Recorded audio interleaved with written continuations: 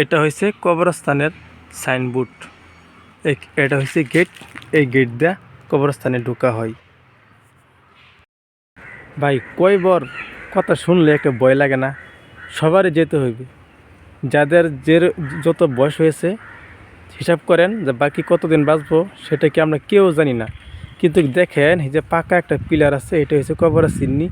এই জায়গার মধ্যে বর্তমান কেরালার মধ্যে কবরস্থানে এরকম চিহ্নি দিয়ে দেয়, কোনো পাকা করা হয় না, কোনো বের দেওয়া হয় না, বাস এরকম একটা চিহ্নি দেওয়া হয়ে দেয়।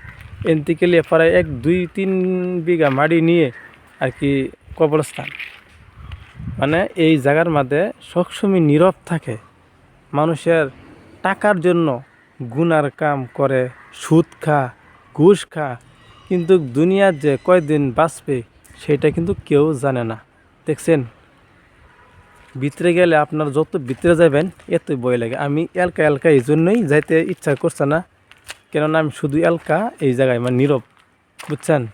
দেখেন অট্টালিকা আপনাদের কি হইবে, এই দেখছেন, এটা হয়েছে কবরস্থান। তাহলে আমরা কবরের সামান দুনিয়া থেকে আমাদেরকে তৈরি করে নিতে হইবে। দেখছেন, আমি হয়তো ক্যামেরা ধরছি কিন্তু আমারই মানে ভয় লাগে এলকা মানে এই জায়গায় আসতে, বুঝছেন। এই দেখেন কিন্তু গেট আছে, এই গেটটা পার হইয়া আমি আইসি ভিতরে, গেটটা খুললা একদম নীরব। এই নয় একটা মানুষও আসে না, খালি মানুষ দাফন করার পরে এইখানে মানুষ আসে, নাহলে মানুষ নাই।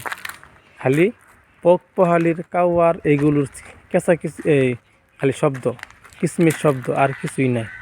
দেখছেন, এই দেখছেন পিলার সবগুলো এসে কবরের পিলার।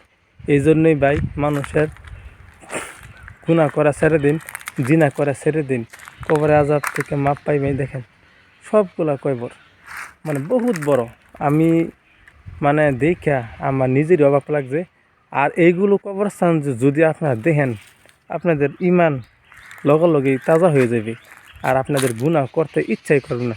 সেই দেখেন একটা ঘর আছে, কিসের জন্য একটা কবরস্থানে ঘর বানাইছে জানি না, কিন্তু অবশ্যই দেখেন, কিন্তু একটা ভয় লাগা একটা দৃশ্য আমি আপনাদেরকে তুলে ধরছি। দুনিয়ার খুশি ঠাট্টার ভিডিও তো আপনারা দেখতেই থাকেন। এই ভিডিও দেখেন আপনাদের ইমান জাগবে, আপনাদের গুনাহ করতে ইচ্ছা করবে না।